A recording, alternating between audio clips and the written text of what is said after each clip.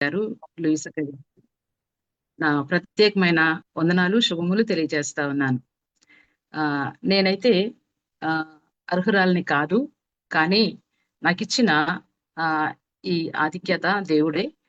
తర్వాత ఆహ్, కృష్ణయ్య అన్నయ్య గారు నా గురించి ఇచ్చిన ఈ పరిచయ వాక్కును బట్టి కూడా నేనెంతో ప్రభువుని స్తుతిస్తూ అన్నయ్యకి నేను నా హృదయపూర్వక వందనాలు తెలియజేస్తా ఉన్నాను. ఈరోజు చేరివచ్చిన మరి పార్ట్నర్‌షిప్ ఇండియా ఫ్యామిలీ అందరికీ ప్రత్యేకమైన ఆహ్, వందనాలు తెలియజేస్తూ, మాటలు వింటూ ఉన్న వారందరికీ శుభములు తెలియజేస్తా ఉన్నాను. ఈ మీటింగ్ యొక్క ముఖ్య ఉద్దేశ్యం ఏంటి అనంటే,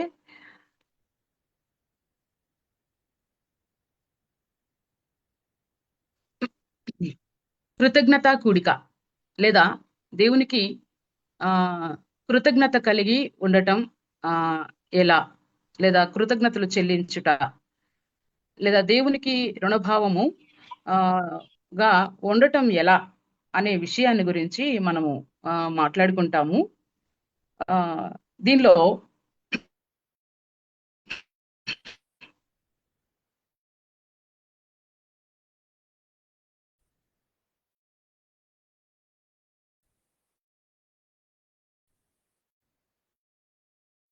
కృతజ్ఞత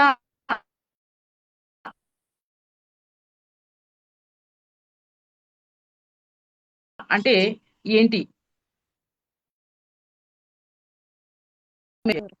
మరి ఆహ్, రుణము రుణముగా ఉండటం లేదా రుణముగా వందనములు తెలియచేసే మాటలను, క్రియలను లేదా భావ వ్యక్తీకరణను ఆహ్, కృతజ్ఞత అని అంటారు. అయితే ఈ కృతజ్ఞత అనేది మనం చూసుకున్నట్లయితే అందరూ కలిగి ఉండని సమాజంలో మనమున్నాం. మరి ముఖ్యంగా క్రైస్తవులమైన మనకి ఈ చక్కటి అవసరం. ఈ రుణభావం అవసరం. ఎందుకంటే యేసుక్రీస్తు ప్రభువారు కూడా చెప్తారు తన వాక్యములో, ప్రతి విషయంలోనూ కృతజ్ఞతాస్తుతులు చెల్లించండి అనని. మొదటిగా ఈరోజు ఎవరు కృతజ్ఞత కలిగి ఉండరు అనే విషయాన్ని చెప్పుకున్న తర్వాత, ఎవరు కృతజ్ఞత కలిగి ఉంటారు అనే విషయాన్ని గూడా మనం మాట్లాడుకుందాం. చేసిన మేలులు మర్చిపోయిన వారు కృతజ్ఞత కలిగి ఉండరు. కృతజ్ఞతాస్తుతులు కూడా చెల్లించరు. దీనిని మనం బైబిల్ గ్రంథంలో నుండి వాక్యానుసారంగా మనం చూసినట్లయితే లూకా సువార్త 17వ అధ్యాయం 17వ వచనంలో 9 మంది కుష్ఠరోగులు మనకు 10 మంది కుష్ఠరోగులు మనకు కనిపిస్తారు. అందులో ఆహ్, 9 మంది కుష్ఠరోగులు యేసుక్రీస్తు ప్రభువారి దగ్గరికొచ్చి వారిని వారు నిరూపించుకొని కృతజ్ఞతాస్తుతులు చెల్లించని వారిగా ఉంటారు. అంటే మేలు పొందిన తరువాత మరలా తిరిగి వచ్చి కృతజ్ఞత కలిగిన అనుభవం ఈ 9 మందిలో మనము చూడలేము. ఇంకా మేలు జరుగుతూ ఉందనంటే, లేదా ఉపకారం పొందుతూ ఉన్నామంటే, భూమి మీద బ్రతుకుతూ ఉన్నాము అనంటే, దీనిని ఏమనుకుంటారనంటే, ఇదిలా జరగవలసి ఉంది కాబట్టి జరుగుతుంది. దీని వలన నేను కృతజ్ఞత చెప్పవలసిన అవసరం లేదు అని అనుకునేవారు కూడా ఉంటారు.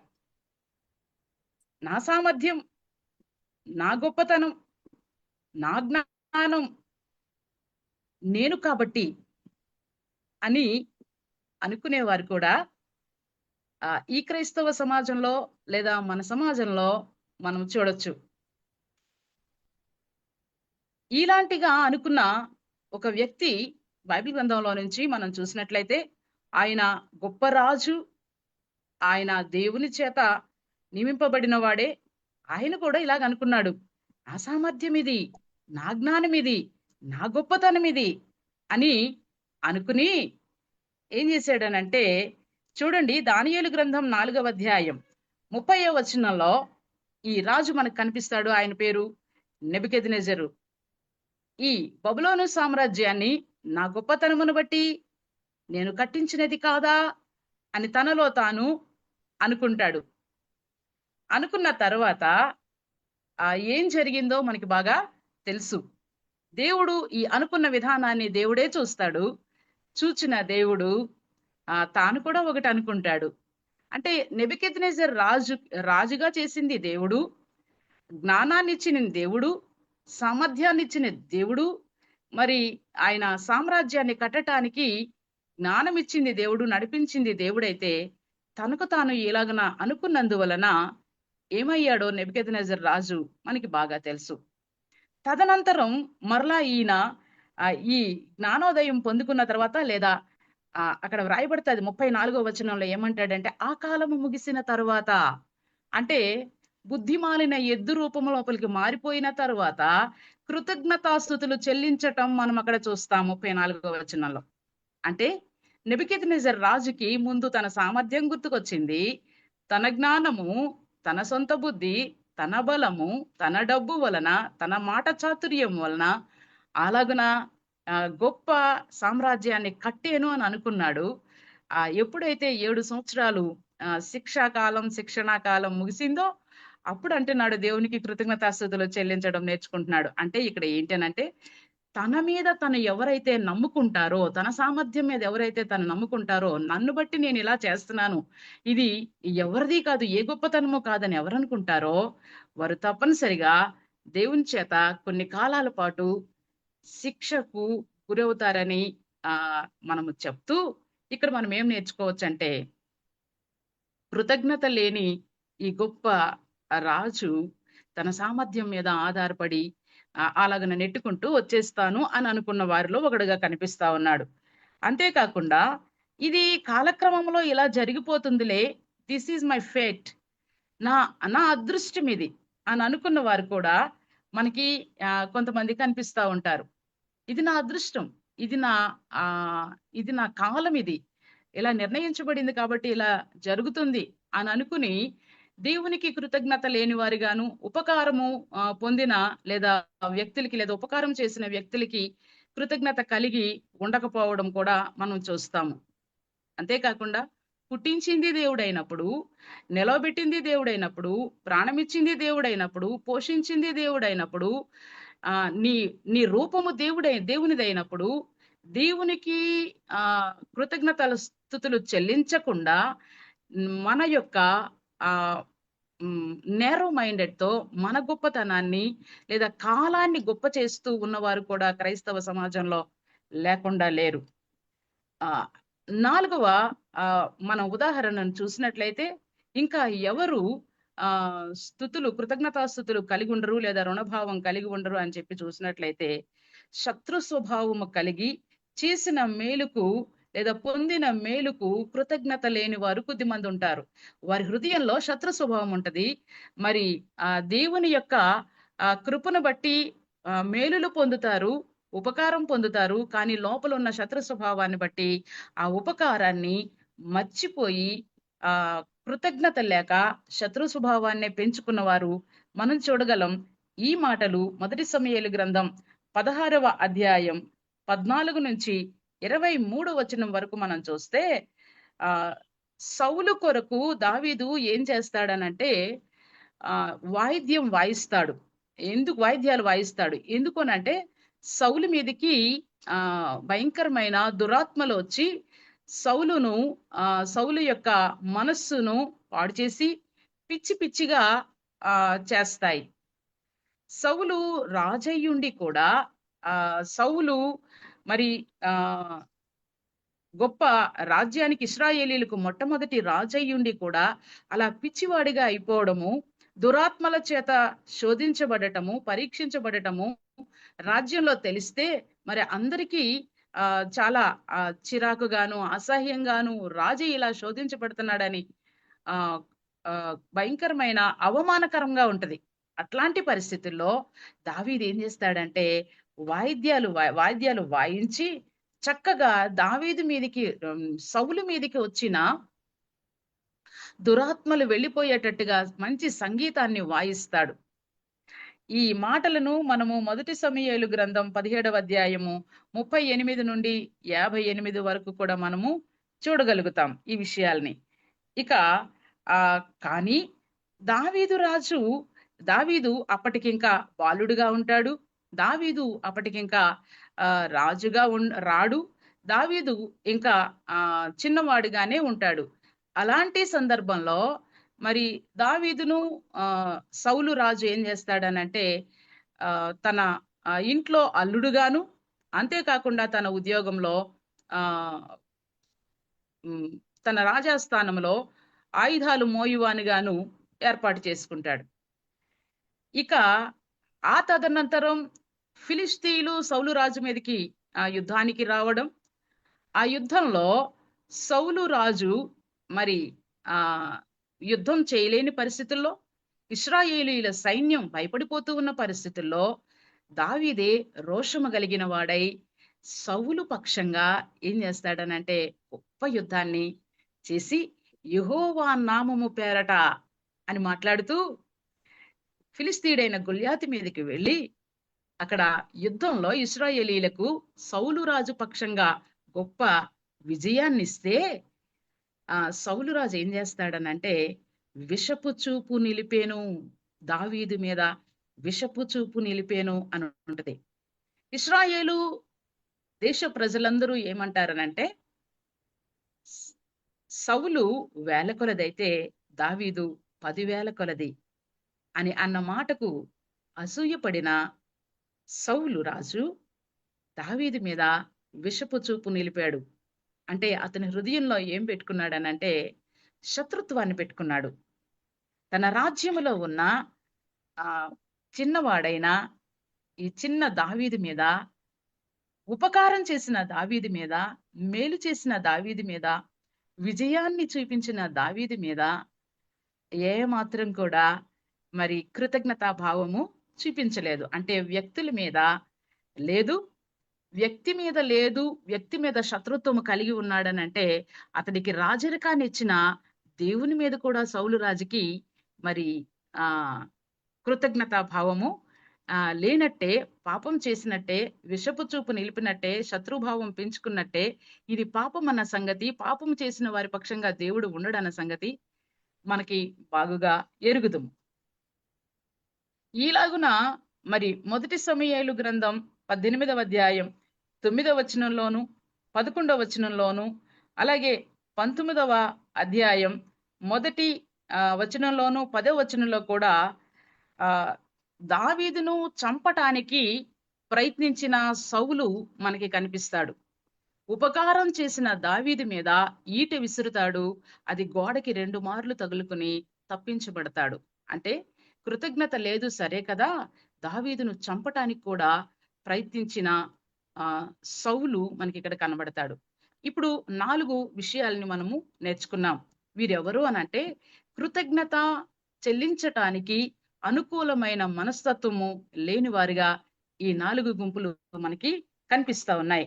అయితే మరెవరు కృతజ్ఞత కలిగిన వారిగా ఉంటారు అనే విషయాల్ని మనం చూసుకుందాం. దీనిలో మరొక 4 సందర్భాలని లేదా 4 వ్యక్తుల్ని మనము చూసుకోవచ్చు. మొదటిగా మనం చూసినట్లయితే ఆదికాండం 24వ అధ్యాయం 26వ వచనము, 27వ వచనము, 48వ వచనము, 56వ వచనము, ఈ వచనాల్లో మనకి ఎలియాజరు అనే ఒక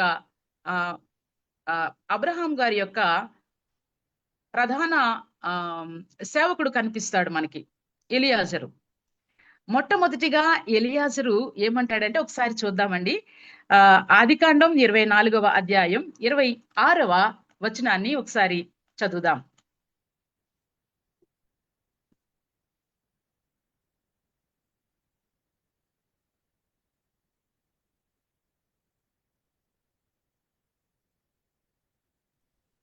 ఆ మనుష్యుడు తన తల వంచి యెహోవాకు మొర్రి, అబ్రహామును నా యజమానుని దేవుడైన యెహోవా స్తుతింపబడును గాక, ఆయన నా యజమానునికి త్రోవలో ఉండగానే యెహోవా నా యజమానుని బంధువుల ఇంటికి నన్ను నడిపించెననెను. ఇక్కడ ఎలియాజరు ఏం చేస్తారనంటే తన ఆ యజమానుని దేవుడైన యెహోవాకు స్తుతులు చెల్లిస్తాడు. తల వంచి నమస్కారం చేస్తాడు. ఎలియాజరు పూనుకొనిన పనేంటేనంటే, అబ్రహాము కుమారుడైన ఇస్సాకుకు మరి భార్యను వెతకటానికి అబ్రాహాం గారు పంపిస్తారు. ఈ పంపించిన వైనంలో ఎలియాజరు క్రైస్తవుడు కాదు, యెహోవాకు భక్తుడు కాదు. కానీ తన యజమానుని దేవుడు గొప్ప కార్యం చేస్తాడని, ఆ త్రోవ చూపిస్తాడని ఎరిగి, చూపించినందుకు గాను దేవునికి కృతజ్ఞతాస్తుతులు లేదా స్తుతులు చెల్లించినట్టుగా మనం ఇక్కడ ఎలియాజర్ని చూస్తాం. అంతేకాకుండా 27వ వచనంలో చూస్తాం ఆ విషయాన్ని. 48లో కూడా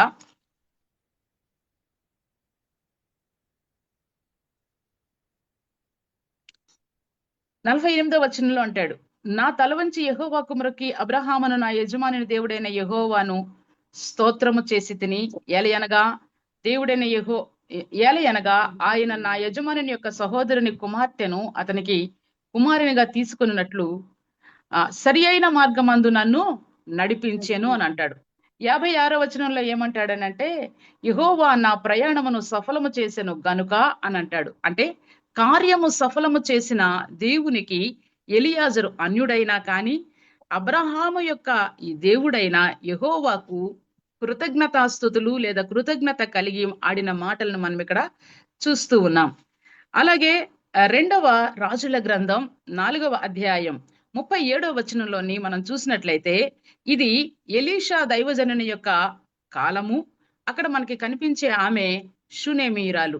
ఈ 37వ వచనంలో వరకు మనం మీద నుండి చూసినట్లయితే, మొదటి వచనం నుండి 37వ వచనం వరకు మనం చూసినట్లయితే చాలా చాలా అద్భుతమైన విషయాలు అక్కడ సంఘటనలు జరుగుతాయి. ఇది షూనేమీయురాలుగా అనే స్త్రీ యొక్క జీవితంలో జరిగిన సంఘటనలు.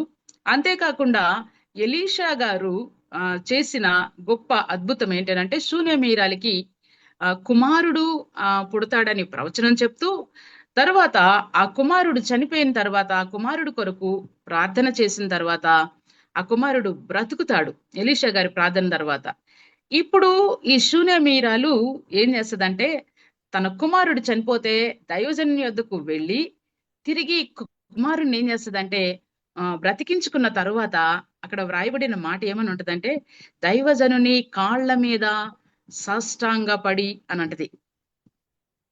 దైవజనుని కాళ్ళ మీద ఏం చేస్తదంటే ఆమె సాష్టాంగపడి తన కృతజ్ఞతను అలాగున తెలియజేస్తది. అంటే ఆ చేసిన మేలు ఉపకారము మర్చిపోలేదు. ఈమె జ్ఞాపకం ఉంచుకుంది. అంతేకాదు, కృతజ్ఞతగా నేనేం చేయాలి, ఏం చేయగలను అంటూ ఆ దైవజనుని పాదముల మీద పడి సాగిలపడినట్లుగా మనం చూస్తూ ఉన్నాం.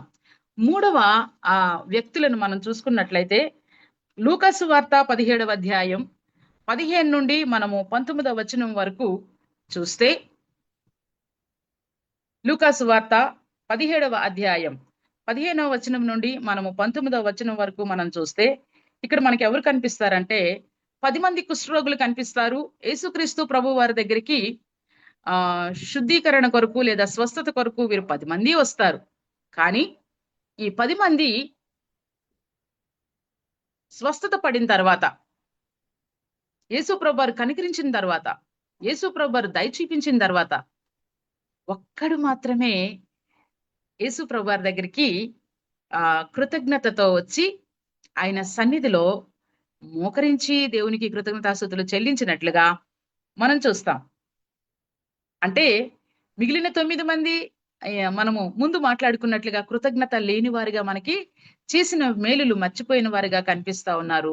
ఒక్కడు మాత్రమే యేసు ప్రభు వారి దగ్గరకు వచ్చి కృతజ్ఞతను చెల్లించేవానిగా మనము ఇక్కడ చూస్తా ఉన్నాం. తర్వాత 4వదిగా మనం చూసినట్లయితే,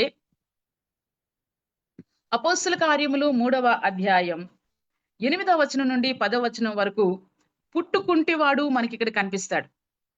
ఆయన పుట్టుకతో కుంటివాడు, యవ్వన కాలం కూడా దాటిపోయింది. అతని వృత్తి ఏంటనంటే భిక్షమెత్తుకునే వృత్తి. శృంగారం అనే దేవాలయం దగ్గర పడి ఉన్నాడు.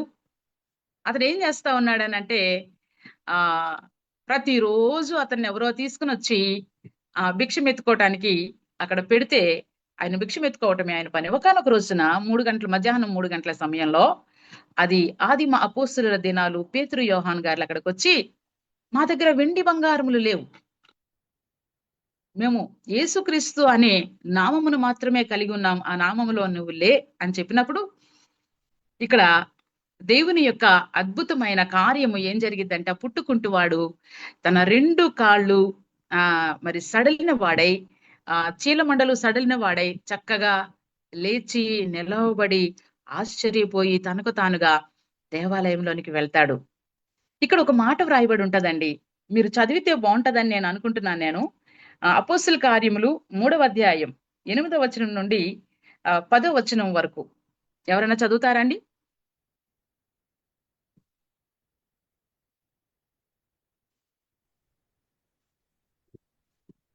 చదువుతా సిస్టర్. వాడు దిగ్గున లేచి నిలిచి నడిచెను, నడుచుచు గంతులు వేయిచు దేవుని స్తుతించుచు వారితో కూడా దేవాలయంలోనికి వెళ్ళెను. వాడు నడుచుచు దేవుని స్తుతించుట ప్రజలందరూ చూచి, శృంగారమును దేవాలయపు ద్వారమునొద్ద భిక్షము కొరకు కూర్చుండిన వాడు వీడే అని గుర్తిరిగి, వానికి జరిగిన దానిని చూచి విస్మయముతో నిండి పరవశులైరి. Thank you sister. ఇక్కడ చూడండి, వాడు నడుచుచు దేవుని స్తుతించుట ప్రజలందరూ చూచారు. అంతేకాకుండా 8వ వచనము చివరి భాగంలో ఏమని వ్రాయబడతాదంటే, నడుచుచు గంతులు వేయచ్చు దేవుని స్తుతించుచు వారితో కూడా దేవాలయంలోనికి వెళ్ళేను అని వ్రాయబడుతుంది. ఎవరితో కూడా? పేతురు యోహాన్ గారితో కూడా, అంటే దైవజనులతో కూడా.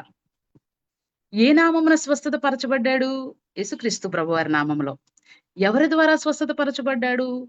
పేతురు యోహాన్ల సహాయంతో, వారి పరిచయంతో. ఇప్పుడు ఎవరిని వదలకుండా ఉంటున్నాడు? ఎవరితో కూడా దేవాలయంలోనికి వెళ్తున్నాడు? పేతురు యోహానులతో దేవాలయంలోనికి వెళ్తున్నాడు.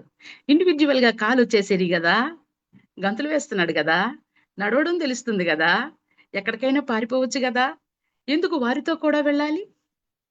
కృతజ్ఞత, దేవుని సేవకుల పట్ల కృతజ్ఞత. కాళ్ళిచ్చేది, కాళ్ళు ఇవ్వడానికి మార్గాన్ని చూపించేది, యేసుక్రీస్తు ప్రభువారనే ఆశ్చర్యకరుణ్ణి పరిచయం చేసేది వారిద్దరే. కాబట్టి వారిద్దరితో కూడా దేవాలయంలోనికి వెళ్ళినట్టుగా ఈ పుట్టుకుంటువాన్ని చూస్తూ, ఈ పుట్టుకుంటువాడు ఎంత కృతజ్ఞత కలిగి ఉన్నాడో వారిని వదిలిపెట్టకుండా వారి వెంబడే వెళ్ళినట్టుగా మనం ఇక్కడ చూస్తాము.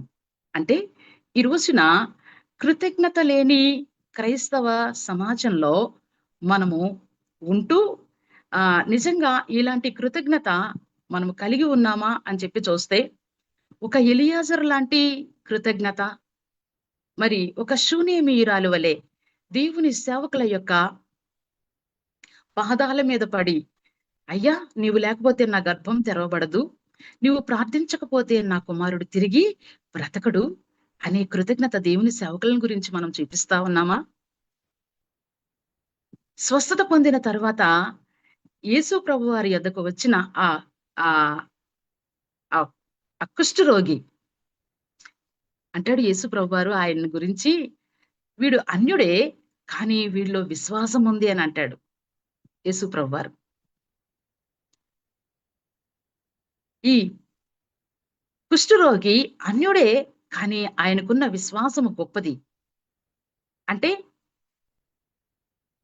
అన్యులమైన మన పట్ల ఆయన చేసిన ఆశ్చర్యమైన కార్యాల కొరకు మనము విశ్వాసము కలిగిన వారమై, నమ్మిక కలిగిన వారమై, వీరి ద్వారే మాకు కలిగింది, వీరు పరిచయమును బట్టే మాకు యేసు అనే గొప్ప రక్షకుడు, ఆశ్చర్యకరుడు, అద్భుతములు చేసేవాడు, స్వస్థతలు, మేలులు, సత్యవాక్యము సరిగా బోధించటం అనేది, ఈ క్రమశిక్షణ, ఈ క్రైస్తవ వివేచన జ్ఞానం మాకు వీరి వల్లనే మాకు కలిగింది అని అనుకున్న వారు ఎప్పుడు దైవజనులతో, దేవునితోనూ తర్వాత దైవజనులతో కూడా ఉండి అనేక మందిని విస్మయపరిచే వారిగా మార్చబడతారు.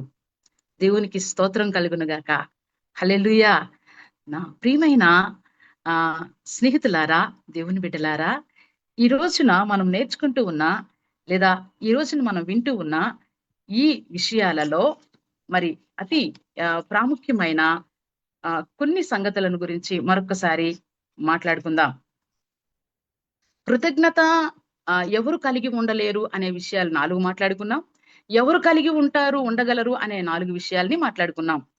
అయితే ఆహ్, చూడండి, మొదటి నేను పరిచయంలో చెప్పినప్పుడు ఒక మాట అనుకున్నాం మనం.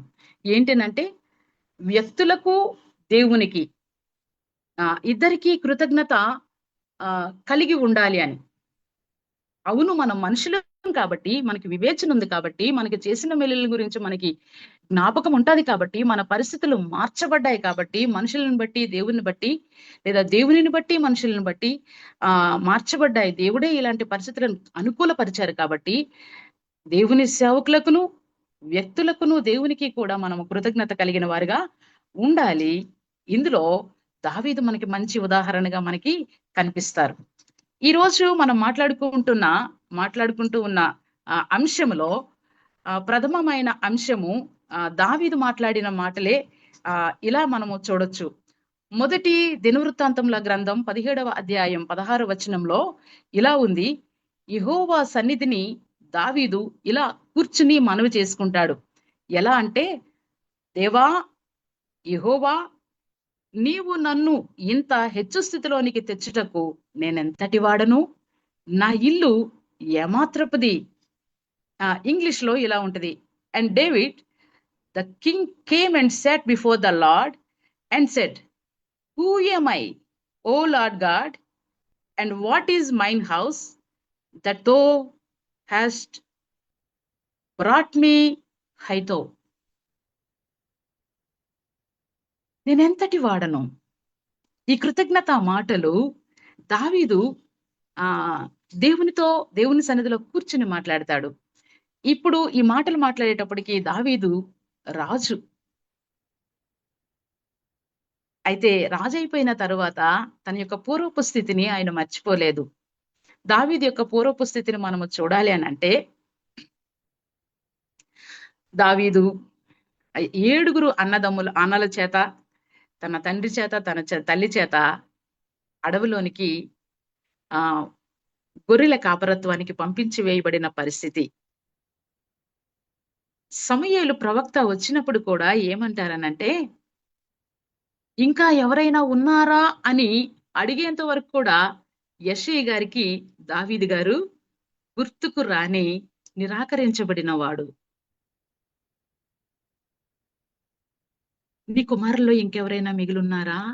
7 కూడా దేవుడు కాదు అన్నాడు అని గుర్తు చేసినప్పుడు యెషయా గారికి, అవును, ఎనిమిదో వాడు ఉన్నాడు, కడసారి వాడు ఉన్నాడు అని గుర్తుకొస్తాడు.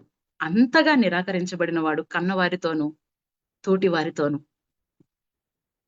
అడవి జీవితం, మృగములతో సహవాసం, చీకటితో సహవాసం, సమాజంలో లేని బ్రతుకు. అంతేకాదు, అతని యొక్క గురి గమ్యము అంతా ఒంటరితనమే. అనేక అపాయాల గుండా నడిపించబడిన దీనస్థితి. అయితే దేవుడు దావీదుని ఎన్నుకొని దావీదుకి సామర్థ్యాన్ని ఇచ్చి, వాయిద్యాలు వాయించే సామర్థ్యం, పాటలు రచించే సామర్థ్యం, పాటలు పాడే సామర్థ్యం, మరి రాజుగా ఇశ్రాయేలీయులను ఏలే సామర్థ్యాన్ని దేవుడే ఇచ్చి, దేవుడు గొప్ప ఆధిక్యతను కలుగచేసి, ఏ సౌలు రాజుని ఏ సమూయేలు ప్రవక్త అయితే అభిషేకించాడో అదే సమూయేలుతో తైలపు కొమ్ముతో అభిషేకించబడిన అనుభవం లోపలికి దావీదు గారిని దేవుడు తీసుకొచ్చిన తరువాత దావీదు పూర్వపు స్థితిని మర్చిపోలేదు. దావీదు యొక్క పుట్టుకను, నిరాకరింపబడిన స్థితిని, ఒంటరితనాన్ని, అడవి జీవితాన్ని, ప్రమాదాలను మర్చిపోలేదు. మర్చిపోని కృతజ్ఞత కలిగిన వాడై రుణభావంతో దేవుని సన్నిధిలో ఈ మాటలు మాట్లాడుతా ఉన్నాడు. ఇంకా కొంచెం ముందుకు వెళ్దాం. ఈ విషయాలను మరి కొంచెం విశదీకరించుకుని చూద్దాం. ఇక్కడ దావీదు వ్యక్తులకు, దేవునికి కూడా కృతజ్ఞత కలిగిన వారిలో ఒకరిగా మనము దావీదును చూడొచ్చు. అయితే వ్యక్తుల పట్ల దావీదు కృతజ్ఞత కలిగి ఉన్నాడా అనంటే ఉన్నాడు, కలిగి ఉన్నాడు. 2 సందర్భాల్ని చూద్దాం గాని. రెండవ సమూయేలు గ్రంథం 3వ అధ్యాయం 17వ వచనం నుండి 20వ వచనం వరకు మనం చూస్తే ఇక్కడ అబ్నేరు అన్న వాని యొక్క ఆహ్, ఆహ్, వాని యొ అబ్నేరు అన్న వానిని మనం చూస్తాం. అబ్నేరు అన్నవాడు ఎవరు అనంటే అబ్నేరు సౌలుకి పినతండ్రి కొడుకు. అంతేకాకుండా సౌలు సామ్రాజ్యంలో సైన్యాధిపతిగా ఉంటాడు అబ్నేరు. అయితే అబ్నేరు దావీదుకి దావీదు యొక్క సైన్యానికి, యోవాబుకు కూడా కొంచెం సన్నిహితంగానే ఉంటూ సౌలు చేస్తూ ఉన్న ప్రతి పన్నాగానికి, సౌలు చేస్తూ ఉన్న ప్రతి శత్రుత్వానికి కొంచెం అబ్నేరు సూచాయిగా దావీదు యొక్క సైన్యానికి ఏం చేస్తాడంటే కొంత సమాచారాన్ని, రహస్య సమాచారాన్ని అందిస్తూ ఉపయోగకరంగానే ఉంటాడు.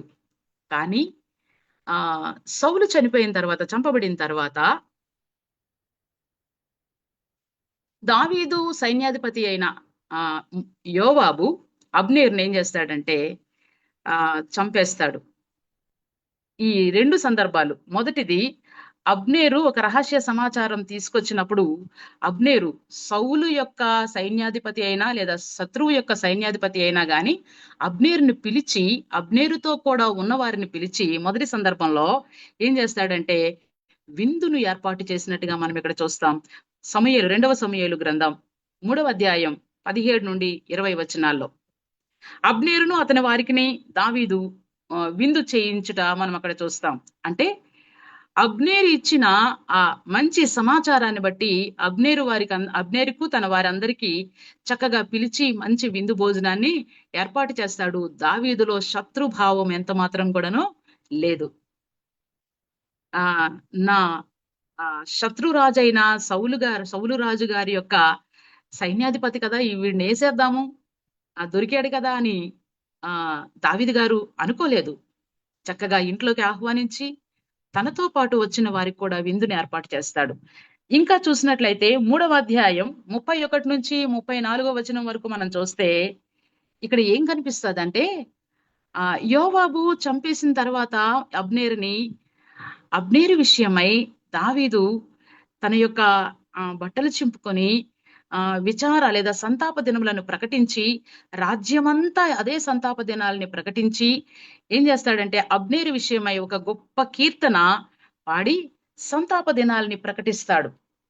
ఇది దావీదు రాజు గారి యొక్క కృతజ్ఞత. ఇది దావీదు యొక్క గొప్ప కృతజ్ఞతా భావము, రుణభావం. వ్యక్తుల పట్ల దావీదు చూపించిన గొప్ప కృతజ్ఞత. రెండవ విషయాన్ని మనం చూసినట్లయితే 2వ సమూయేలు గ్రంథం 9వ అధ్యాయం 1వ వచనం నుండి 13వ వచనం వరకు మనం చూస్తే సౌలు కుమారుడైన యోనాతాను దావీదు గారికి స్నేహితుడిగా ఉంటాడు. స్నేహితుడిగా ఉండి సౌలు రాజు వేసిన ప్రతి పన్నాగాన్ని దావీదు గారికి చెప్తూ, మా నాన్న నిన్ను చంపాలని చెప్పి చూస్తా ఉన్నాడు, మా నాన్న నిన్ను మట్టుబెట్టాలని చెప్పి చూస్తా ఉన్నాడు అని యోనాతాను చెప్తూ వారిద్దరి మనసులు ఒకటిగా కలిసిపోతాయి. ఎంతో ప్రేమతో వారిద్దరూ నిండిపోవడం మనము దేవుని వాక్యంలో మనం చూస్తాం. అయితే ఈ సౌలు చనిపోయిన తర్వాత, యోనాతాను చంపబడిన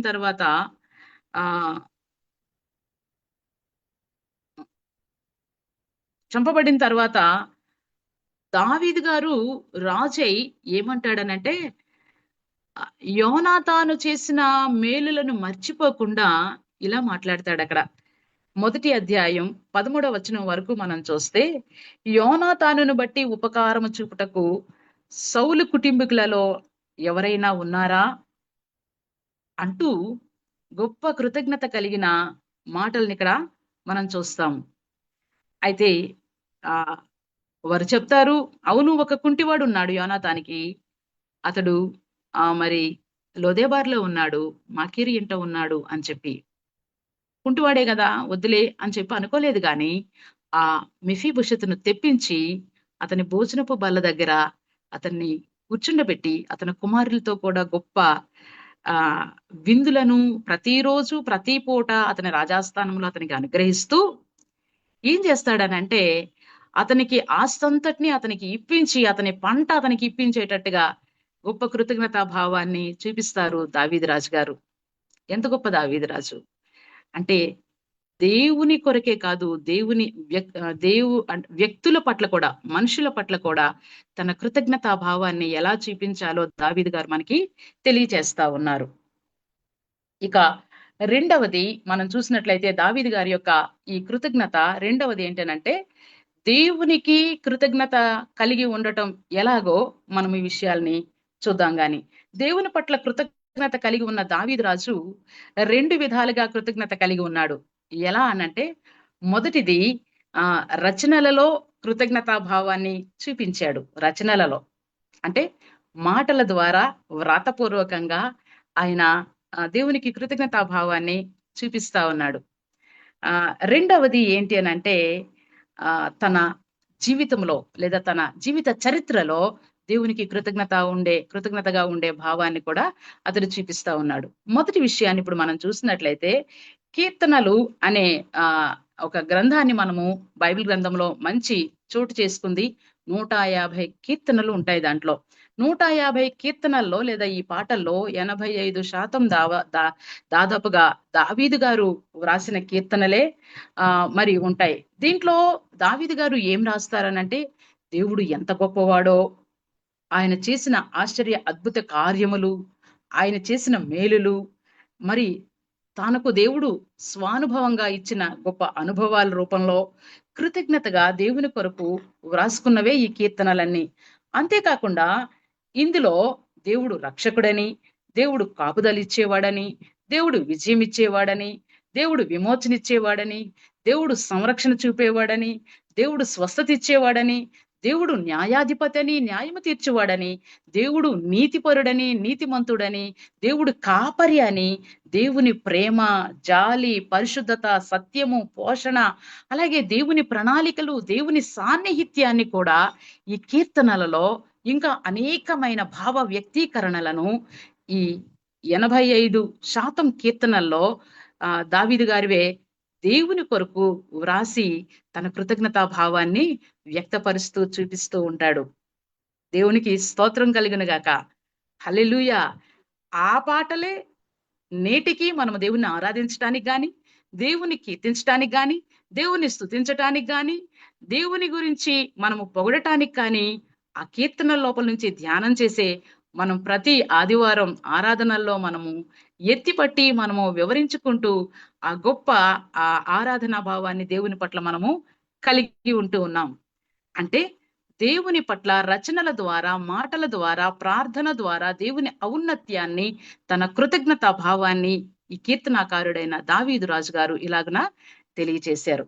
రెండవది ఏంటనంటే చరిత్ర మూలంగా లేదా జీవితంలో దేవునికి ఎలా కృతజ్ఞత కలిగి ఉన్నాడో మనం చదువుకున్న ఈ థీమ్ వర్స్ ని బట్టి మనము చూడొచ్చు.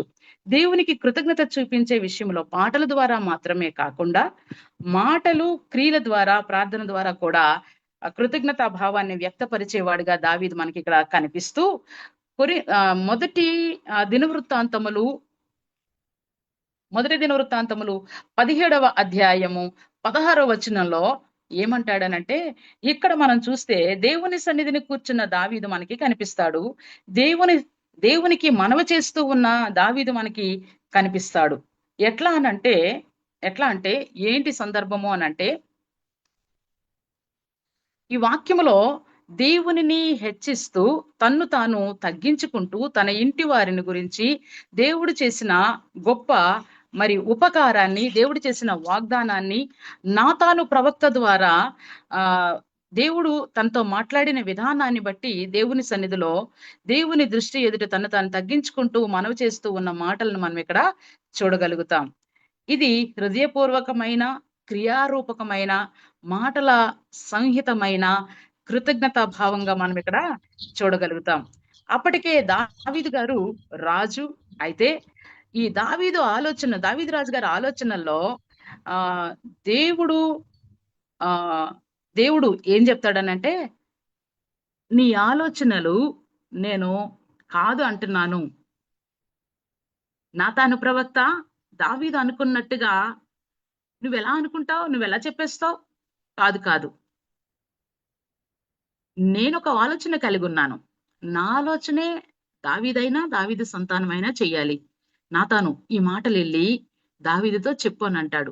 దేని విషయం అనంటే మనము 17వ అధ్యాయము మొదటి వచనం నుండి మనం చూసుకున్నట్లయితే ఏమని రాస్తాడనంటే దేవదారు మ్రానులు మరి నగరును అంటే దావీదు దేవుని యొక్క ఆ దేవునికి ఒక దేవాలయాన్ని కట్టడానికి నిర్మించటానికి ఆయన ఉమ్, సమకూర్చుకున్న దేవదారు మ్రానులు, బంగారము, వెండి, రాగి, ఇత్తడి, కలప సర్వ సమృద్ధి కలిగిన మరి ధనాన్ని అంతటినీ సమకూర్చి దేవాలయాన్ని నిర్మించటానికి పనికి పూనుకుంటాడు.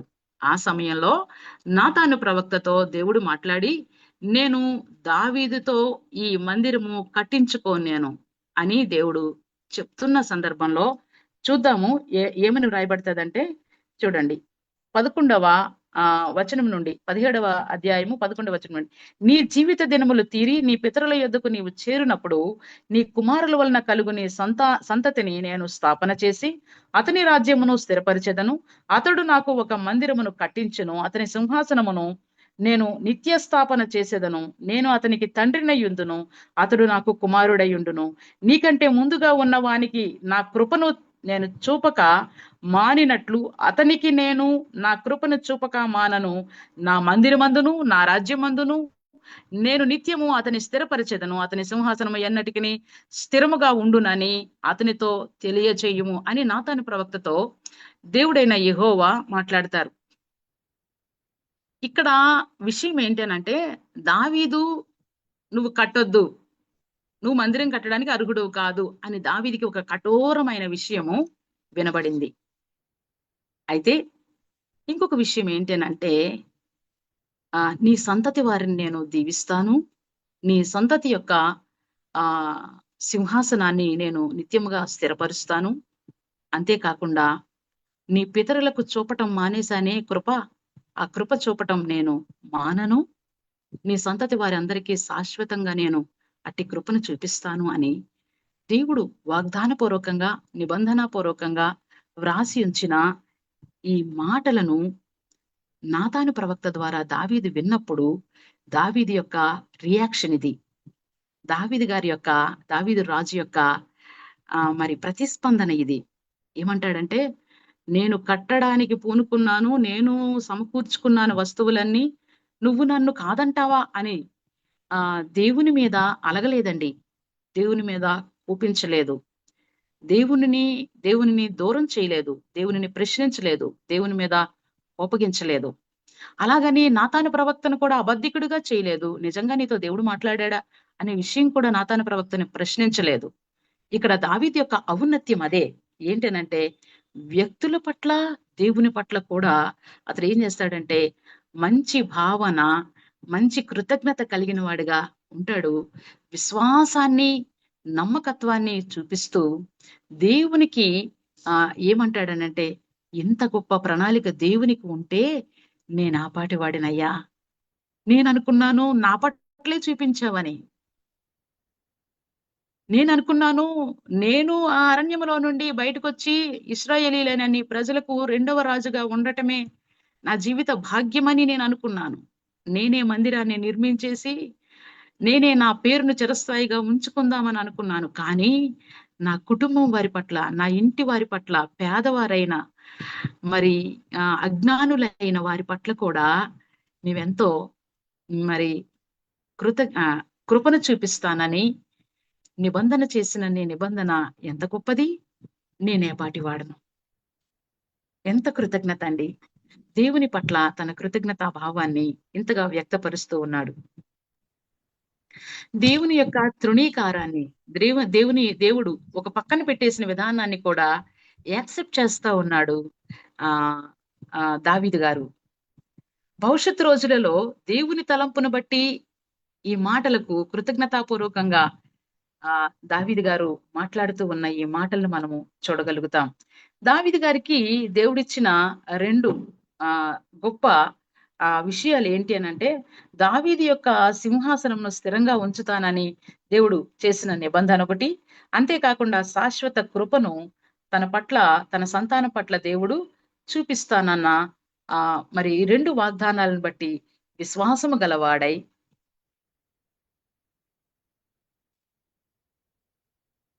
నాతాను ప్రవక్త యొక్క మాటలను నమ్మిన వాడై, దేవుని మాటను అంగీకరించిన వాడై, దేవుని పాదాల దగ్గర కూర్చున్న దావీదు ఈ మాటల్ని పలుకుతూ ఉంటాడు. మనము ఈ మాటల్ని ఎక్కడ చూడొచ్చనంటే క్లియర్‌గా 2వ సమూయేలు గ్రంథం 7వ అధ్యాయం 19వ వచనం నుండి 29వ వచనం వరకు అక్కడ దావీదు యొక్క కృతజ్ఞత కలిగిన ప్రార్థన మనం చూస్తాము.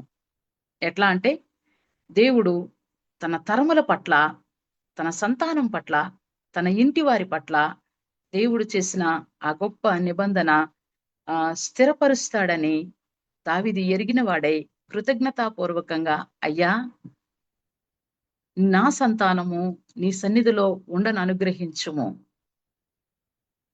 నా కుమారులు నీ కృపతో నింపబడే గొప్ప ఆలోచనతో నడిపించుము అంటూ ఈ 2వ సమూయేలు గ్రంథం 7వ అధ్యాయం 19వ వచనం నుండి 29వ వచనం వరకు మనము కృతజ్ఞతా ప్రార్థనను మనము చూడగలుగుతాం. అయితే నా ప్రియమైన దేవుని బిడ్డలారా, ఈ మాటలు ముగించుకోవటానికి ముందు మన పట్ల దేవుడు చేసిన వాగ్దానము, రక్షణ, శిలువ త్యాగం, దైవజనుల యొక్క వాక్యము, ప్రోత్సాహకరమైన మాటలు, మార్గనిర్దేశత్వము మనకు ఎంతవరకు ఉపయోగకరంగా ఉన్నాయి, ఎంతవరకు మేలుకరంగా ఉన్నాయి, ఎంతవరకు మనకి ఆశీర్వాదకరంగా, ప్రోత్సాహకరంగా ఉన్నాయి. అయితే ఇట్లా ప్రోత్సాహకరంగా ఉన్న దేవుని సేవకుల మాటలకు దేవునికి ఎంతవరకు మనము రుణభావంతో మనము కృతజ్ఞత కలిగిన వారిగా దేవుని సన్నిధిలో కూర్చుంటూ దేవునిని మన చేతులెత్తి ఆయన సన్నిధిలో మన తరాల కొరకు మనం ప్రార్థన చేస్తూ దేవుని వాగ్దానాలను బట్టి మనము ఎంతగా మురిసిపోతా ఉన్నాం, ఎంతగా కృతజ్ఞత కలిగి కన్నీరు కారుస్తా ఉన్నాం. ఆయన పాదముల యొద్ద కూర్చుని ఆయనతో మాట్లాడే అనుభవము, ఇంతగా నీవు నన్ను ప్రేమించటానికి, ఇంతగా నా పట్ల కృప చూపటానికి, రాజుగా చేసినదే కాకుండా నా సంతానాన్ని పట్ల కూడా ఇంత నీవు తలంపులు కలిగి ఉండటానికి నేనేం చేయగలను, మా కుటుంబం ఏపాటిది అని ఎప్పుడైనా ఆలోచించామా? దైవజనులతో కూడా ఉండి, దైవజనుల యొక్క మాటల ప్రోత్సాహం వలన మనకి కలుగుతూ ఉన్న మేలును బట్టి దైవజనులను పొడవడానికి, దైవజనులు విడిచిపెట్టి వెళ్ళిపోవడానికి, దైవజనులకి కీడు కలిగించడానికి, దైవజనులను విమర్శించడానికే మనం అనుకుంటూ ఉన్నాం. కానీ దైవజనులతో కలిసి దేవాలయంలోనికి వెళ్ళి పరిచర్యతో సహకరించి దేవుణ్ణి మహిమపరిచే వారి కృతజ్ఞత కలిగిన గుంపులో మనం ఉన్నామా? ఈ రోజున మనము పరీక్ష చేసుకోవలసిన వారమై ఉన్నాం.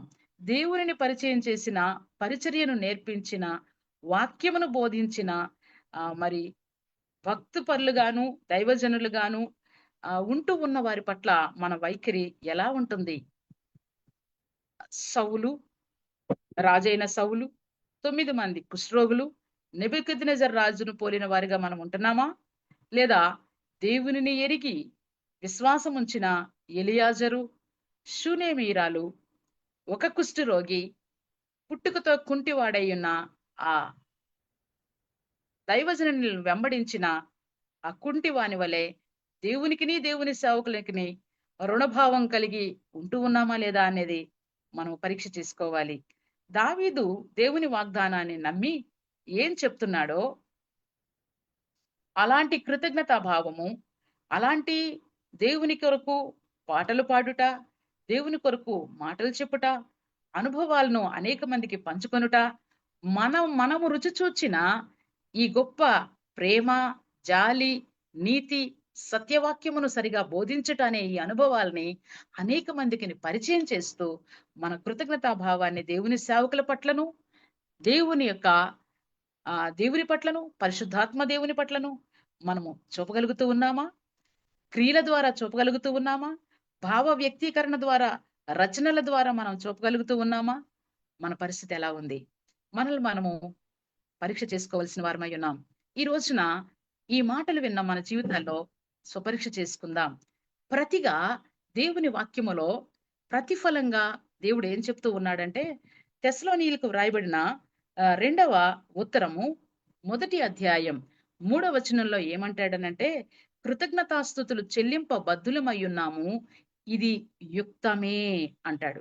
అంటే దేవుని చేత మరి మనమందరము యుక్తమైన వారముగా, లేదా మంచి మంచి పని చేసేవారముగా, ఇది నీవు చేయుటకు మంచి పనే ఇది. ఇది తప్పనిసరిగా నువ్వు చేయాల్సిందే అని దేవుడు పరిశుద్ధాత్మ ద్వారా తెస్సలోనికే సంఘానికి పౌలు గారి ద్వారా వ్రాయించిన ఈ మాట మనం కూడా చేయవలసిన వారమై ఉన్నాము.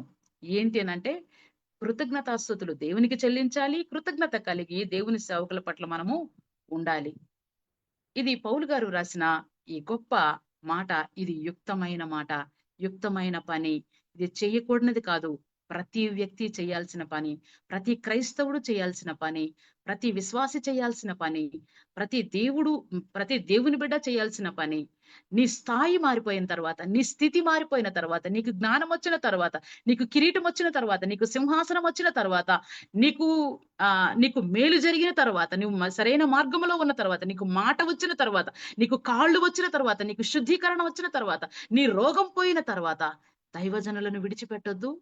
వారితో కూడా ఉండటానికి ప్రయత్నించు. దేవునిని మర్చిపోవద్దు. దేవునికి కృతజ్ఞత కలిగి ఉండటానికి ప్రయత్నించు. నేను ఆపాటి వాడను అని అంటూ ఉంటే, మన యొక్క సంతానం మీద కూడా ఆయన శాశ్వతమైన కృపను చూపుతాడు. ఇలాంటి కృతజ్ఞతా భావం ఎవరి పట్ల దేవుని పట్ల, దైవజనుల పట్ల ఎవరైతే కలిగి ఉంటారో, వారి యొక్క సంతానాల పట్ల కూడా దేవుడు తన యొక్క శాశ్వతమైన కృపను చూపించి, మనల్నందరినీ దీవించి, యుక్తమైన పని చేశాము అని మన పట్ల ఆయన ఒక సర్టిఫికేట్ ఇస్తాడు, ఇహమందు పరమందు. దేవుడి మాటల్ని మన వినికిడిలో దీవించి, ఆశీర్వదించి ప్రతిఫలింప చేయనుగాక. నాకు ఈ సమయాన్ని ఇచ్చినందుకు మరొకసారి కృష్ణయ్య అన్నయ్య గారికి, లూయిసక్ గారికి, పార్ట్నర్షిప్ ఇండియా ఫ్యామిలీకి ధన్యవాదములు చెల్లిస్తూ, మీకందరికీ శుభములు తెలియజేస్తున్న మాటలను ముగిస్తా ఉన్నాను. Thank you so much sister. మరి కృతజ్ఞత ఎవరు కలిగిన వ్యక్తులుగా ఉంటారు, దేవునికి కృతజ్ఞత కలిగి ఉండటం ఎలా, ఎవరున్నారు ఎవరు లేదు అన్న విషయాల్ని చాలా చక్కగా వివరించినందుకు మరి పార్ట్నర్షిప్ ఇండియా తరఫున మీకు ప్రత్యేక వందనాలు తెలియజేస్తున్నాను. Thank you so much sister.